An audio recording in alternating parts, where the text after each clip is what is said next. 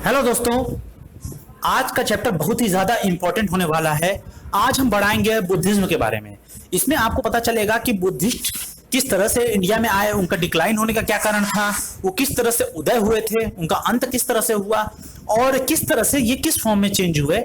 और साथ ही साथ ये जो हमारी पूरी सीरीज चल रही है, इसमें ये एंशिएंट इंडियन हिस्ट्री का ये हमारा यूपीएससी का कंप्लीट कोर्स की सीरीज चल रहा है। ये अगर आपने नहीं इसको असाइन किया होगा तो आप जाके एक बार जरूर हमारे चैनल पे प्लेलिस्ट इस सेक्शन में जाके प्लेलिस्ट सेक्शन में जाके आप देखेंगे तो आपको यूपीएससी कंप्लीट कोर्स नाम से सीरीज, इस नाम से सीरीज आपको मिल जाएगी, जिससे कि आपके लिए ज्यादा सही रहेगा। ये चैप्टर 5 है, चैप्टर 5 है। चैप्टर 4 चैप्टर हमने ऑलरेडी आपको पढ़ा दिए हैं। ये यूपीएससी कंप्लीट कोर्स की इसी सीरीज में अगर आप जाएंगे तो आपको दिख जाएगा। और इस चैप्टर का नाम है जैनिज्म एंड बुद्धिज्म, यानी जैन और बुद्ध धर्म के बारे में आपको पता चलेगा।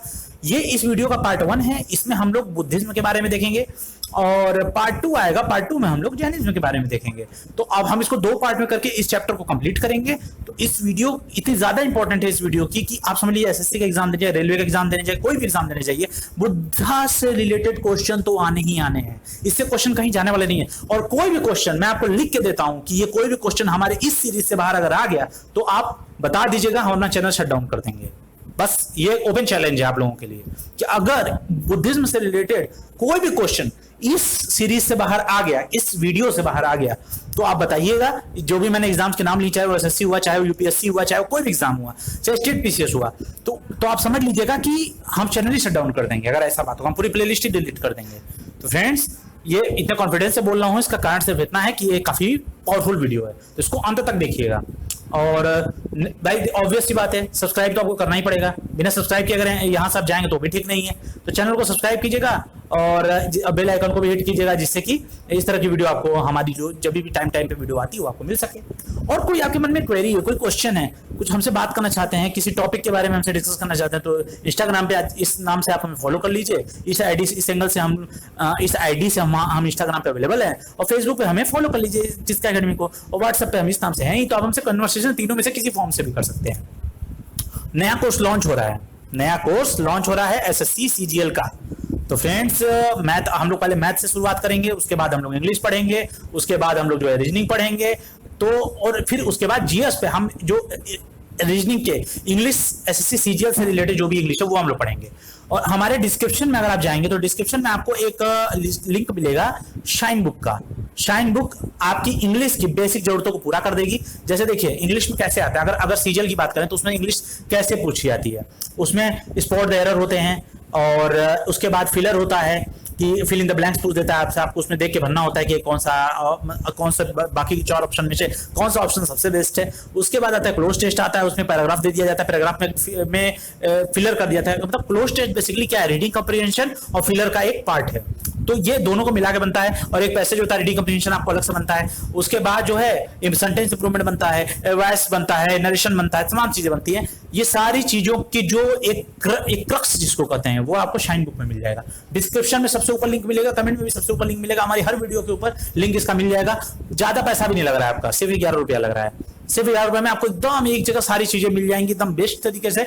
परचेस कीजिए इसको जाके हमारे स्टोर से, और हमारे उस स्टोर में बाकी भी चीजें हैं उसको भी देख लीजिएगा। और बहुत जल्दी हम जो है कंप्लीट कोर्स भी उसमें जैसे जैसे हमारी सीरीज होगी, हम वीडियो सीरीज में लेक्चर बना के हम उस पे पोस्ट करते रहेंगे। और बहुत ही कम कीमत में आप जाते हैं कहीं पे आपको 20,000 30,000 ऐसे आपको करके यूपीएससी के लिए, एसएससी के लिए आपको पैसे देने पड़ते हैं, तो उतना आपको नहीं देना पड़ेगा। तो फ्रेंड्स, सीजीएल का कोर्स लॉन्च हो रहा है, अपने दोस्तों को बताइए, सब्सक्राइब कीजिए हमारे चैनल को। अब चलिए शुरू करते हैं। पहले शुरुआत करते हैं इंट्रोडक्शन की। देखिए किसी चीज की शुरुआत भी सबसे पहले इंट्रोडक्शन से की जाए तो उसका एक परिचय दिया जाए तो ज्यादा बेटर होता है।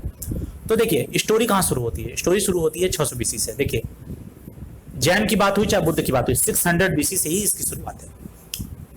इस समय के जो सबसे बड़े सोच, देखो हम जो आपको बता रहे हैं एकदम टू द पॉइंट बता रहे हैं, जिससे कि आपको बेसिकली चीजें याद रहें। और याद रहेंगी तो फायदा ये रहेगा कि आप जब एग्जाम में आएंगे तो सीधे आप डायरेक्ट क्वेश्चन को, डायरेक्ट आंसर को आप हिट कर देंगे, जिससे कि आपको 2 नंबर या जितने नंबर का वो पेपर आपका वो पर्टिकुलर क्वेश्चन होगा वो आपको मिल जाएगा।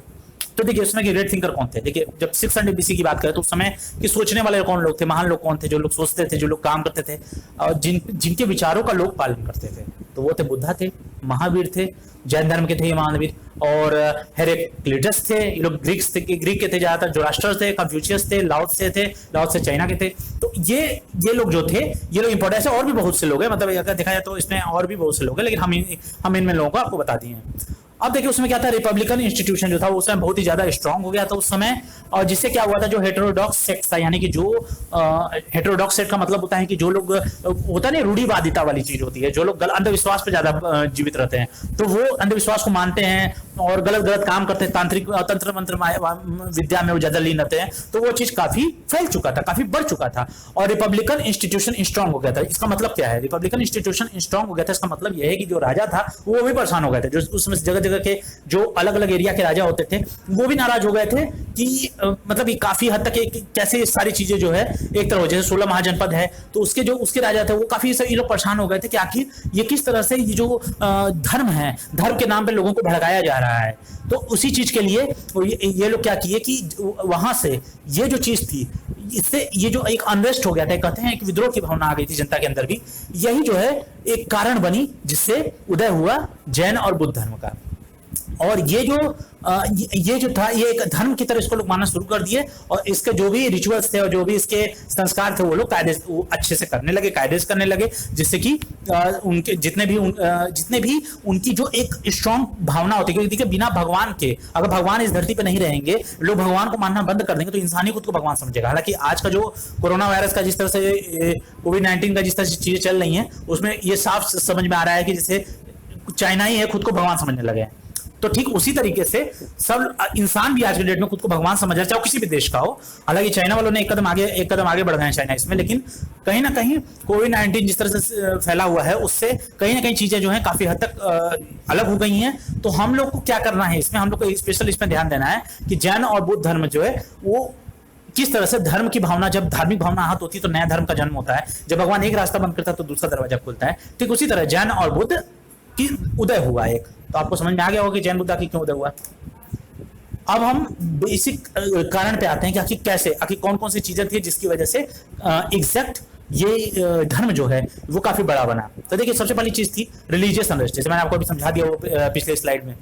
और देखिए उसमें कहता है बहुत एक्सपेंसिव सेरेमनीज होती थी, यानी कि जैसे जो पैसा एक तरह से पैसा कमाने वाली चीज हो गई थी। तो लोग कर्म कांड जो भी करते थे उसमें बहुत ही ज्यादा पैसा लेने लगे थे कॉमन लोगों से भी। अब देखिए राजा लोग तो ये काम कर लेते थे, लेकिन कॉमन लोग इससे जो है बहुत ही कंफ्यूज रहते थे कि भाई जो कर रहे हैं उसका फल उन्हें मिल रहा है कि नहीं मिल रहा है, और काफी असंतुष्ट भी रहते थे।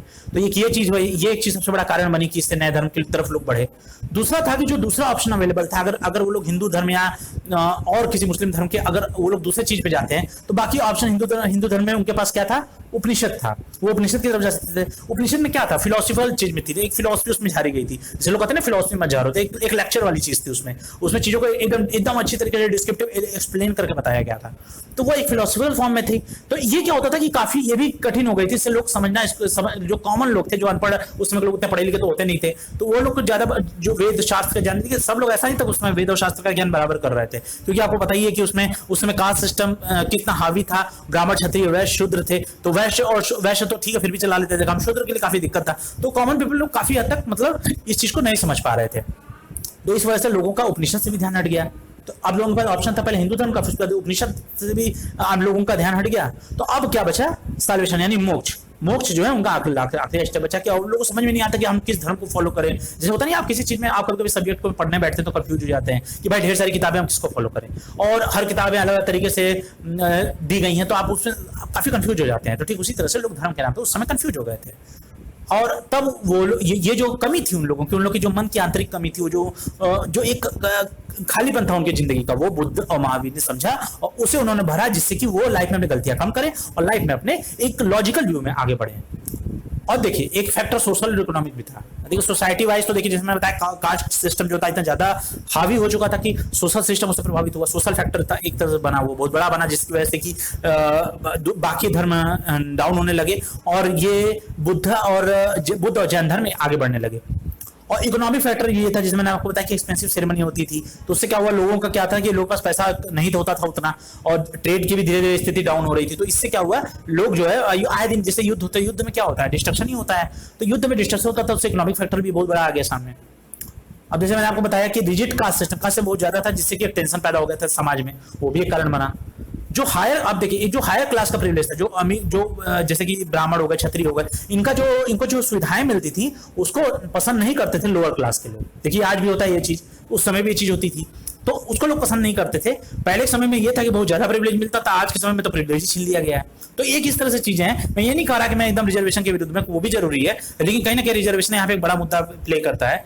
और ये लोअर क्लास, जो लोअर क्लास के लोग थे, ये लोग क्या करते थे कि जो हायर क्लास को प्रिविलेज मिलता था उससे लोअर क्लास के लोग काफी हद तक परेशान रहते। तो उस समय की बात है, जैसे शूद्रा, उस समय तो बहुत ज्यादा शोषण होता था इन लोगों का, तो ये इस कारण से भी बुद्ध धर्म बड़ा बना।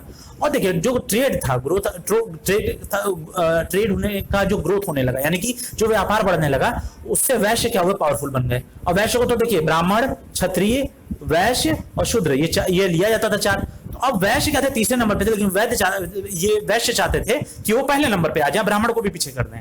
तो उससे क्या हुआ कि वो चाहने लगे कि उनको हायर स्टेटस मिले, और इसीलिए वो क्या करने लगे, बुद्धिज्म और जैनिज्म धर्म को पैसे से इकोनॉमिकली सपोर्ट करने लगे। अब देखिए बात करते हैं बुद्धिज्म की। अब हम लोग बुद्धिज्म पे चलेंगे और बुद्धिज्म के बारे में हम लोग जानेंगे। सबसे बड़ी चीज की है इसकी टीचिंग क्या क्या थी, कैसे बुद्धिज्म फैला, टेक्स्ट क्या था, और कैसे डिक्लाइन हुआ, और कंट्रीब्यूशन कैसे था इंडियन कल्चर्स में इसका। तो अब ये हम लोग देखते हैं। तो देखिए सबसे पहली चीज, बुद्धा का मतलब क्या होता है, एकदम देखिए, हम आपको एग्जाम के पॉइंट ऑफ व्यू से पढ़ाना है, कोई भी चीज इसमें एक्स्ट्रा फालतू नहीं बोली जा रही है, तो आप लोग उसको नोट डाउन करिएगा, अपना नोट्स जरूर बना लीजिएगा। तो बुद्धा का मतलब क्या होता है, बुद्धा का मतलब होता है इनलाइटेड वन, यानी कि जो एकदम ज्ञान से भरा हुआ है, प्रकाशित है। ये आपसे एग्जाम में पूछ लेता है। अब इनका देखिए, इनका असली नाम था गौतम बुद्धा। गौतम बुद्ध का इनका जन्म जो था वो हुआ था 567 बीसी में, और इनकी मृत्यु जो हुई थी वो 487 बीसी में हुई थी, 80 साल की एज में, उसमें 80 साल के थे ये। तो आप देखिए, इनका बचपन में नाम इनका गौतम था, इनको सिद्धार्थ भी कहा जाता था। सिद्धार्थ भी इनका नाम था। जब पैदा हुए तो इनका 567 बीसी में पैदा हो गए थे। इनका जो जन्म स्थान था वो था लुम्बिनी, जो कि कपिलवस्तु में पड़ता है, और कपिलवस्तु ये ज्यादातर नेपाल का एरिया जो है वहां पर पड़ता है। ये नेपाल एक्चुअली में नेपाल भी नहीं है, ये जो नेपाल और जो बिहार का जो बॉर्डर होता है, नेपाल और बिहार का जो बॉर्डर है, वहीं पे इनका जो है लुम्बिनी कपिलवस्तु है, जहां पे इनके पिता राजा थे। अब देखेंगे फादर जो थे वो शुद्धोधन थे, वो साक्य क्लास के थे, यानी साक्य गढ़ के थे, उसमें साक्य गढ़ होता था तो साक्य गढ़ के थे। इनकी मदर जो थी, उनका नाम था, मदर का नाम था इनके माया देवी, मदर इनकी थी माया देवी। ये इनको पैदा करते समय इनका डेथ हो गया था, इनकी मदर का। अब उस समय इनको बड़ा करने का काम, इनको पालने पोसने का काम इनकी आंटी ने किया, और इनकी आंटी का नाम था प्रजापति गौतमी। इन्होंने इनको पाला पोसा और इनको बड़ा किया। 16 साल की उम्र में इनकी शादी करा दी गई यशोधरा से, क्योंकि देखिए होता क्या था कि ये बहुत ही ज्यादा सेंसिटिव थे, बचपन से ये बहुत ही ज्यादा बुद्धा जो थे वो सेंसिटिव थे, छोटी छोटी चीजों के लिए बहुत ज्यादा सोचते थे और नॉलेजफुल थे। बचपन से किताबें पढ़ने के शौकीन थे, किताबें कीड़े कह सकते हैं आप इनको। किताबें पढ़ने के थे ज्यादा शौकीन थे कि जब भी इनको किसी जगह इनके पिता पढ़ने के लिए भेजते थे तो उन्हीं को पढ़ा के आ जाते थे, अपने टीचर को ही पढ़ा के आ जाते थे। तो इनके पास इतना ज्यादा ना होता, टीचर भी सोचता था कि भाई इनको पढ़ने की जरूरत नहीं है। तो इस तरह से जब इनसे टीचर ने पहली बार इनको गायत्री मंत्र पढ़ाने की कोशिश की, और इनको जो है इनको ओम भूर्भुवः स्वतः स्थित पढ़ने को कहा गया, तो इन्होंने क्या किया कि गायत्री मंत्र में इन्होंने क्या किया कि उसको एज इट इज लिख दिया। तो अब इससे आप अंदाजा लगा सकते हैं कि इसमें इनकी बुद्धि, इनके कौशल किस तरह से रहा होगा। कि जैसा पता ही आपको गायत्री मंत्र ओम भूर्भुवः स्वतः स्थित भर्गो देवस्य धीमहि धियो यो न प्रचोदयात्, तो ये इन्होंने लिख दिया था। उन्होंने बस बोला कि गायत्री मंत्र के बारे में इनके टीचर ने बोला और इन्होंने उसको लिख दिया, तो आप अंदाजा लगा सकते हैं। तो इसी से परेशान होकर इनके सेंसिटिव होकर देखा, इनके पिता को लगने लगा कि मेरा बेटा राजपाट संभाल नहीं पाएगा। तो इसीलिए उनको, ताकि वो सामाजिक मोह, देखिए राजपाट संभालने के लिए आपको मोह माया में होना बहुत जरूरी है। जैसे एपीजे अब्दुल कलाम थे, वो देखिए वो राष्ट्रपति बन गए, लेकिन वो कभी भी, उनके पास अभी भी कोई बहुमूल्य ऐसा नहीं था कि 1600 करोड़ या 5000 करोड़ की संपत्ति उनकी, ऐसा कुछ नहीं था। उनके पास बहुत ही लिमिटेड चीज मिली थी जब वो राष्ट्रपति भवन से निकले थे। तो ठीक उसी तरह से जो ये लोग एक्सीलेंस को पार कर जाते हैं, उनको देख के बाकी लोग भी डरने लगते हैं, उनके अपने परिवार के लोग डरने लगते हैं। तो बुद्धा के साथ भी ऐसा ही हुआ था। ये हमने आपको थोड़ा सा बैकग्राउंड इंफॉर्मेशन दे दिया। तो 16 साल की उम्र में इनकी शादी करा दी गई, जिससे कि, और इनकी शादी सबसे सुंदर कन्या से की गई, यशोधरा थी, बहुत सुंदर थी अपने समय में वो।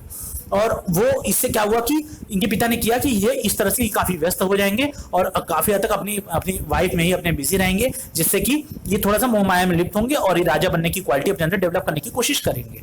लेकिन ऐसा नहीं हुआ। इनको बेटा भी जल्दी हो गया।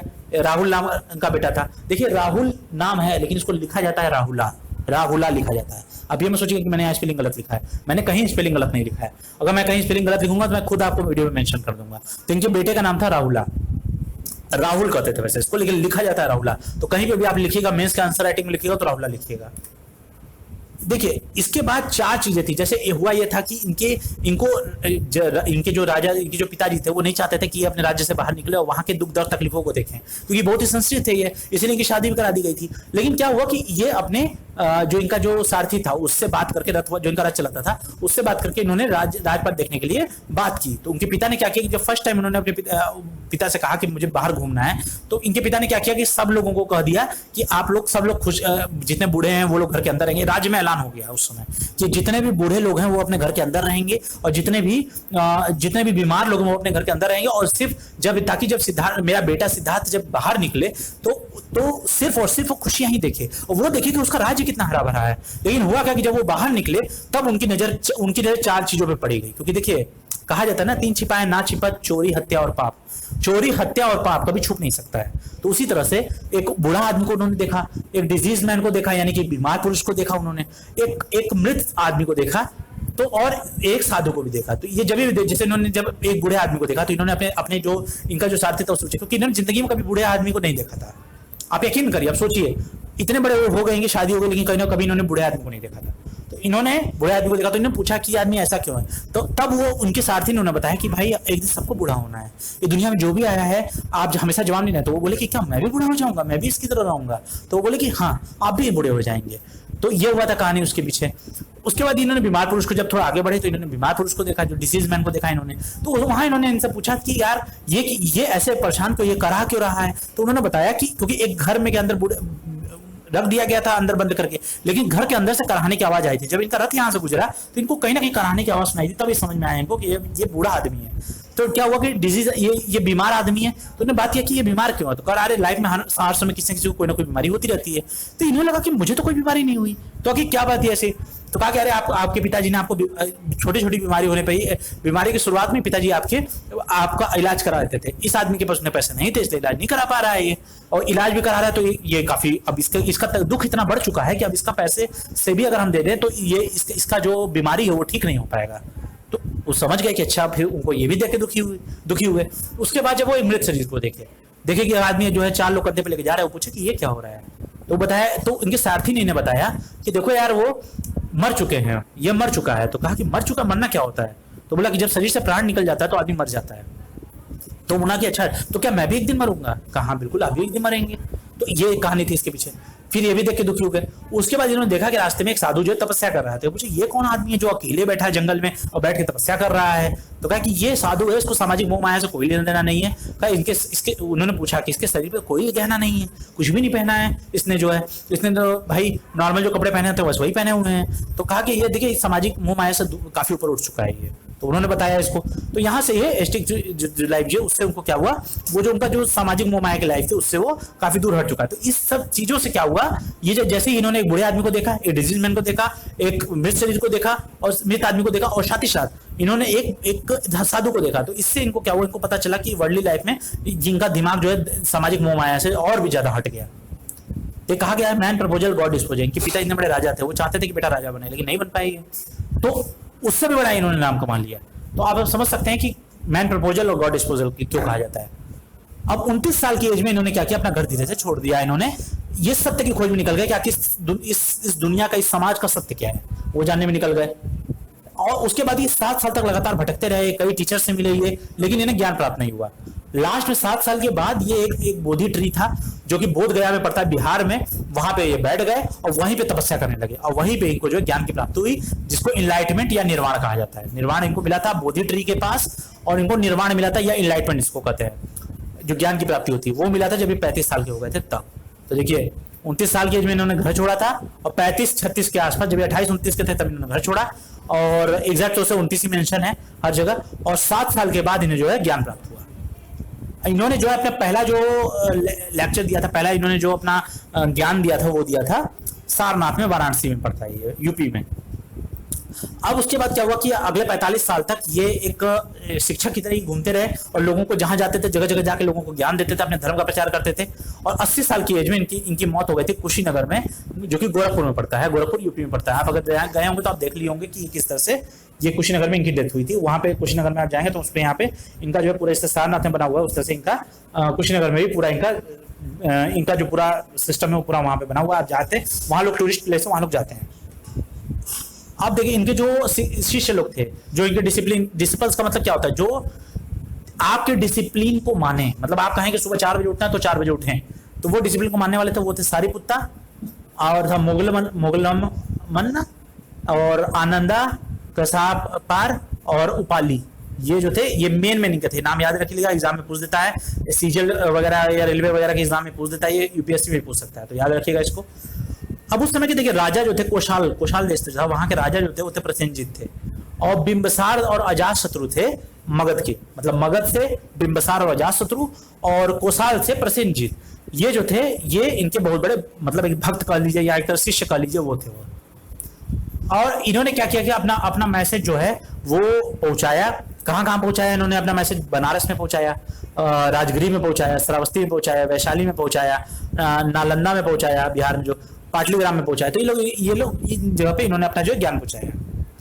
अब ये क्या है, ये जो है बहुत ही मेटाफिजिकल क्वेश्चन में नहीं रहते थे, लेकिन ज्यादातर ये प्रैक्टिकल प्रॉब्लम्स जो होते हैं उनमें कॉमन मैन के जो प्रैक्टिकल प्रॉब्लम होते हैं उसको ज्यादा डील करते थे। मतलब क्या है इसका मेटाफिजिकल क्वेश्चन का मतलब क्या है? मतलब देखिए जैसे लोग कहते नहीं है कि पहले किसका जन्म हुआ था, जैसे लोग कहते हैं पहले मुर्गी आएगी पहले अंडा आया। एक मैं एग्जांपल से आपको समझा रहा हूं। तो एक लोग कहते हैं कि पहले मुर्गी आई कि पहले अंडा आया। तो देखिए ना तो किसी को पता नहीं तो पहले मुर्गी आई कि अंडा आया, तो इस पर डिस्कस ही क्यों करना? तो इनका ऐसा मानना था, ये मानना था कि हमें जो बात करनी चाहिए, जो इस समय सबसे बड़ी एक मनुष्य की जो सबसे बड़ी समस्या है इस समय वो प्रैक्टिकल प्रॉब्लम है। मतलब अभी मनुष्य क्या है कि अपने दिनचर्या में अपने काम धाम में इस तरह से व्यस्त हो गया है कि उससे सामाजिक नियमों का उसको ज्यादातर ज्ञात ही नहीं रहा। तो उससे कहा कि प्रैक्टिकल प्रॉब्लम को देखना चाहिए, जैसे कि हमें किस तरह से शांति, हमें आत्मा शांति कैसे मिलेगी, हमें किस तरह से अहिंसा का पालन करना चाहिए, हमें किस तरह से सही बुद्धि का इस्तेमाल करना चाहिए, हमें किस तरह से राइट नॉलेज एक्वायर करना चाहिए। ये सारे प्रैक्टिकल प्रॉब्लम है आजकल कॉमन मैन के। हमें किस तरह गृहस्थ जीवन को सुखीपूर्वक बिताना चाहिए, ये सारे क्वेश्चन थे उस समय के। तो ये क्वेश्चन को ध्यान में रखने के लिए उस समय बुद्धा जी ने प्रैक्टिकल प्रॉब्लम से रिलेटेड चीजें जितनी भी थी सॉल्व करने की, जितना उनसे बन सकता था उतना इन्होंने सॉल्व करने की कोशिश की। इनकी टीचिंग की बात करते हैं, इन्होंने क्या क्या पढ़ाया? इन्होंने 4 नोबल ट्रूथ पढ़ाया। इनको कहा था 4 जो है वो सत्य, पवित्र सत्य है। इसमें पहला है कि world is full of suffering, यानी कि जो दुनिया है वो पूरी तरह से दुख से भरी हुई है। और ये चारों ट्रूथ जो है एक दूसरे से लिंक है, ये एकदम यूनिवर्सल ट्रूथ एक तरह से आप कह सकते हैं इसको। तो दुनिया जो है पूरी दुख से भरी, तो दुख सभी को देखिए, आप अपने फ्रेंड सर्किल में जाइए, अपने परिवार में जाइए, कहीं किसी से पूछेंगे सबको किसी ना किसी चीज का गिल्ट है, किसी का दुख है, किसी ना किसी चीज को पाने की इच्छा है, तो वो है। तो आप देखिए आगे दुख क्यों है? देखिए cause of suffering is desire, यानी इच्छा ही दुख का कारण है।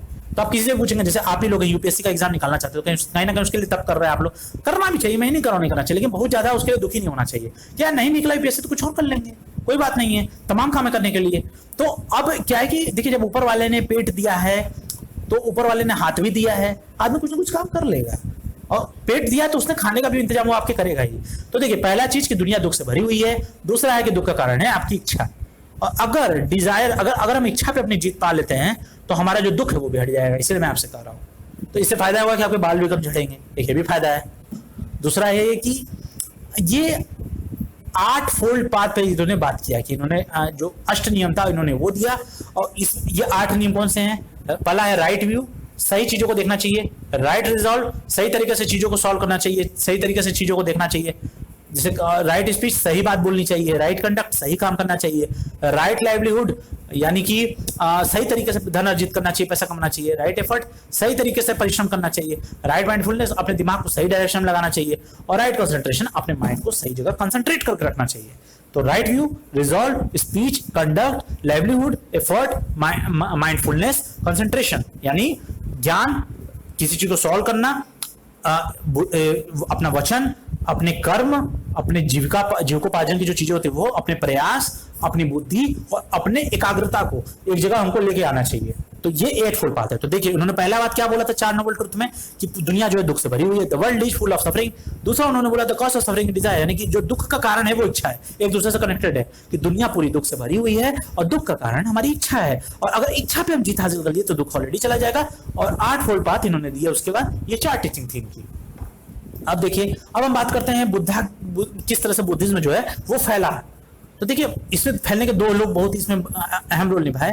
पहले जो थे वो थे इनके जो मॉन्क्स थे, यानी भिक्षु थे, जो जगह जगह जाके बुद्धिज्म का एक परचम लहराते थे, बताते थे लोगों को बुद्ध धर्म के बारे में। तो लोग भी लोगों को प्रभावित करते जिससे कि लोग भी उस धर्म को मानने लगे। और दूसरा था ले वर्शिपर। ले वर्शिपर का मतलब होता है कि जो उस धर्म को मानते हैं लोग, या जिनकी, देखिए एक तो मॉन्क हो गए जो अपना सब कुछ त्याग के लग गए, एक तरह से भिक्षु बन गए, यानी भिक्षु को मतलब भीख मांग के खाते, भिक्षा मांगते हैं, जगह जाकर ज्ञान देते हैं और खाना अर्जित करते हैं, अपना भोजन अर्जित करते हैं। और दूसरे होते हैं लेबर वर्शिपर, यानी कि जो उपासक होते थे, जो पूजा करने वाले लोग होते थे, वो लोग आ गए दूसरे लोग, यानी जो लोग गृहस्थ जीवन में भी रहते थे, पूजा भी करते थे और साथ ही इनके मैसेज को भी फैलाते थे।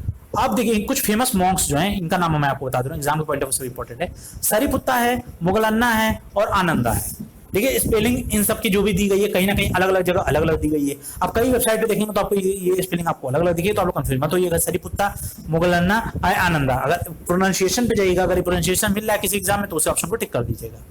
अब देखिए क्या है, अशोका जो थे उन्होंने बुद्धिज्म को माना था और उन्होंने इतना मिशनरी एफर्ट किया था, फैलाने के लिए इतना प्रयास किया था, अपने बेटे और अपनी बेटी को भी इन्होंने भेज दिया था बुद्धिज्म के लिए। ये हम पढ़ाएंगे आपको, जब हम लोग पढ़ाएंगे मौर्य एम्पायर के बारे में, तो हम लोग इनके बारे में आपको पढ़ाएंगे। तो इन्होंने क्या किया, बुद्धिज्म को स्प्रेड कर दिया था सिलोन में भी और वेस्ट एशिया में भी। ये चीज काफी हद तक फैल चुकी थी। तो यानी अफगानिस्तान, ईरान, ये सब जो एरिया यहाँ पे इन्होंने फैलाया काफी हद तक इस चीज को, और काफी हद तक चीजें फैली। हालांकि ये चीजें बहुत समय तक अपना जो है पैर जमा के नहीं रख पाई, लेकिन फिर भी इन्होंने अपने फैलाने के लिए इन्होंने अपनी जी जान लगा दी थी।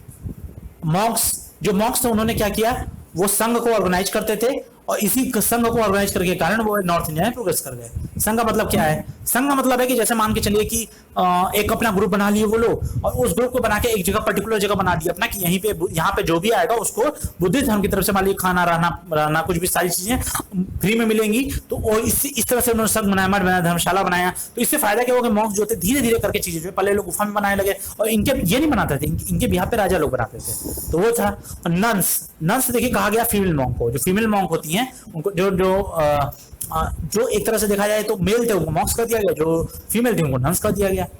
अब देखिए नंस के लिए स्पेशल कोड था, उनके रहने को लेके कि कहाँ रहेंगे, कितने देर तक रहेंगे, और उनके मूवमेंट को लेके कि जैसे कि मान के चलिए कि अगर कोई स्त्री की विवाह हो गया है तो वो क्या कर सकती है, बुद्धा जी का कहना था कि उसे अगर आके बुद्ध धर्म को अपनाना है, तो बौद्ध धर्म के जितने कड़ाई से अपनाना चाहते हैं, तो उसके लिए उनको क्या करना होगा, उन्हें परमिशन लेनी पड़ेगी अपने हस्बैंड से।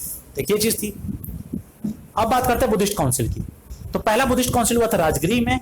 इसके चेयरमैन थे महाकश्यपा, और ये बने थे, ये जो काउंसिल हुआ था ये बुद्धा जब मरे थे 487 में, तो उसी के जस्ट बाद ये चीज हुई थी। उसके बाद जो दूसरा बुद्धिस्ट काउंसिल हुआ वो 383 BC में हुआ, और ये हुआ था वैशाली में। वैशाली कहाँ पड़ता है, नेपाल का जो नेपाल और बिहार का जो एक बॉर्डर होता है वहां पे पड़ता है ये।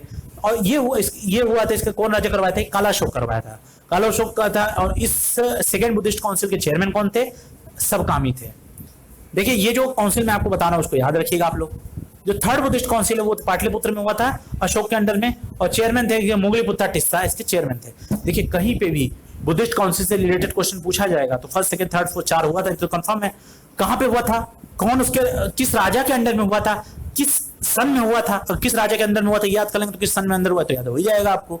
और आखिर ये क्या कहते हैं किस जगह पे हुआ था, और इसके चेयरमैन कौन थे, इसके हेड कौन थे, तो ये हुआ था। आखिर काउंसिल, देखिए आप लोगों के मन में क्वेश्चन आता होगा काउंसिल क्यों हो रहा है आखिर। काउंसिल इसलिए हो रहा है क्योंकि देखिए हर चीज समय समय पे चेंज आती है। जैसे change is the part of life, तो उससे change is the part of nature, तो उससे परिवर्तन संसार का नियम है। तो इसलिए परिवर्तन समय समय परिवर्तन करने के लिए, नियम कानून में चेंजेस करने के लिए सामाजिक व्यवस्था जिस तरह से बदलती आती है, जिस तरह आज हम लोग वेस्टर्न की तरफ, कल्चर की तरफ बढ़ रहा है, तो ठीक उस तरह से समय की डिमांड जिस तरह से होती है, आज हम लोग हिंदी की जगह इंग्लिश को ज्यादा प्रेफरेंस देते हैं। हालांकि हिंदी भी हम लोग के दिल में बसती है, लेकिन फिर भी हम लोग इंग्लिश को भी प्रेफरेंस देते हैं। तो ये उसी तरह से समझ लीजिए।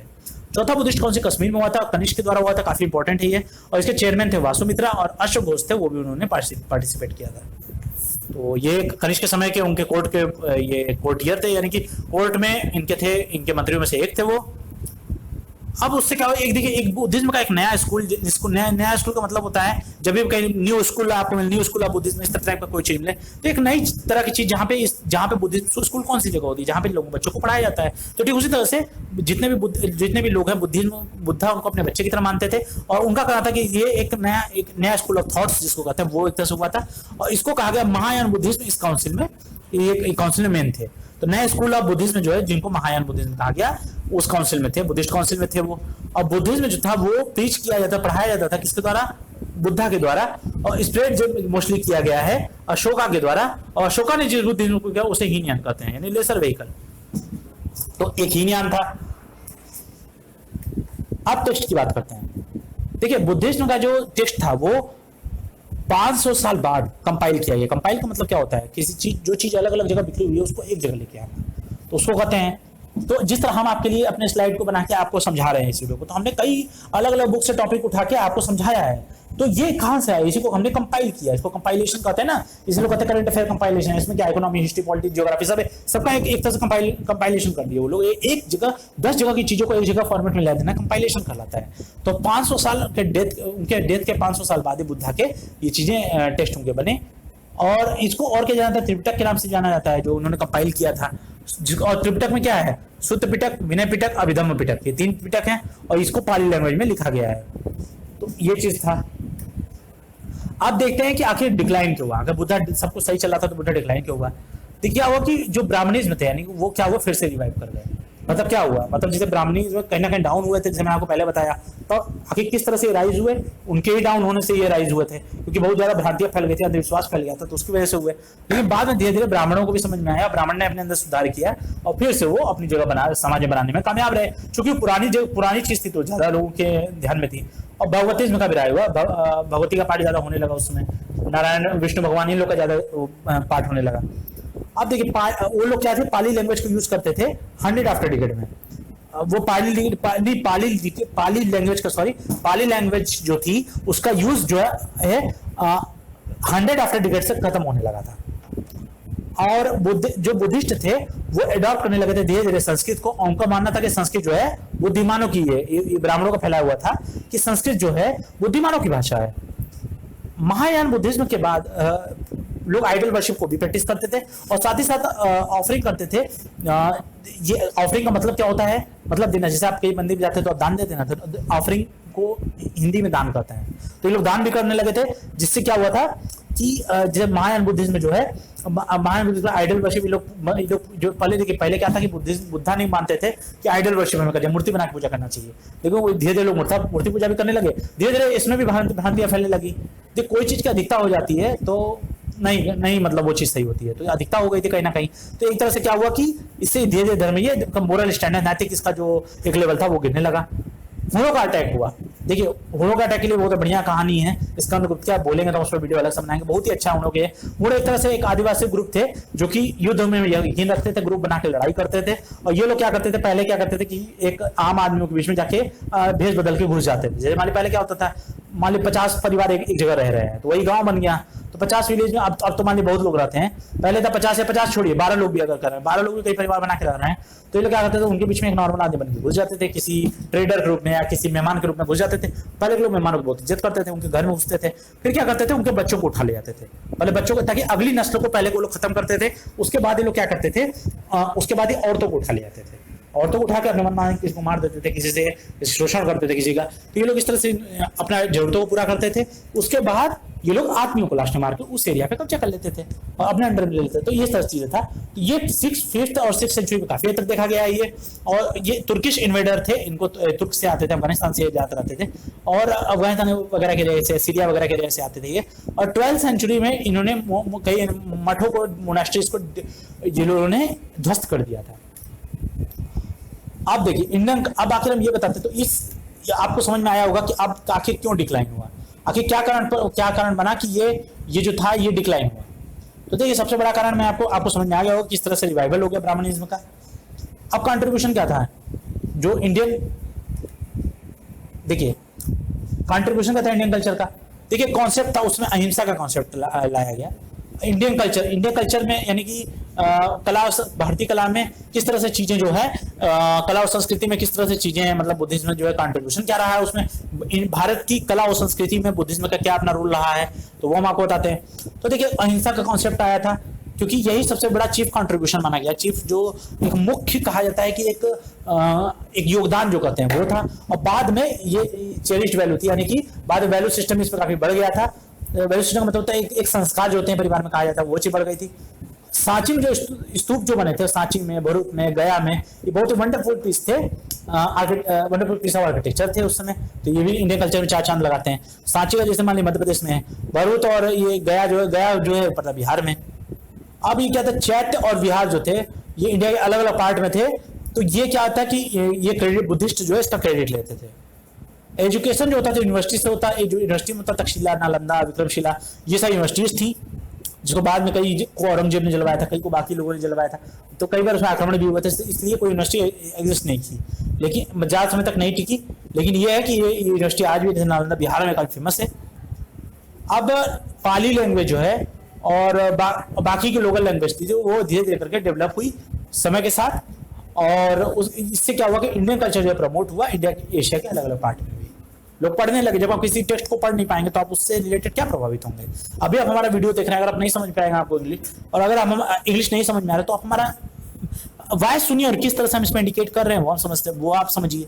तो अगर वो भी नहीं समझ पा रहे तो फिर सोचिए कि आपको क्या ये वीडियो समझ में आएगी नहीं आएगी। तो ठीक उसी तरह से था। और क्या था देखिए, और इसमें सबसे बड़ी चीज थी कि किंगडम की हम बात करते हैं कि कौन कौन से किंगडम थे जो बुद्धा के समय में काफी हद तक फैले थे। वो थे कोशाला थे और मगध थे। कोशाला मगध दो ऐसे राज्य थे जो काफी फेमस थे। अब देखिए कोशाला जो महाजनपद है वो रिप्रेजेंट करता था मॉडर्न डे जो अभी प्रेजेंट में अयोध्या है जहाँ श्री राम जी का जन्म हुआ था, वो रिप्रेजेंट करता है जो कि सेंट्रल और ईस्टर्न यूपी में पड़ता है। सेंट्रल और ईस्टर्न यूपी में पड़ता है ये। उसके बाद जो है अयोध्या में जो कि और इसका कैपिटल था श्रावस्ती, और यहाँ पे बुद्धा ने स्पेंड किया था कई साल ने, एक मोनोपोलिस्टिक यानी कि एकाकी जीवन जिया था। दूसरा मगध बहुत ही पावरफुल था।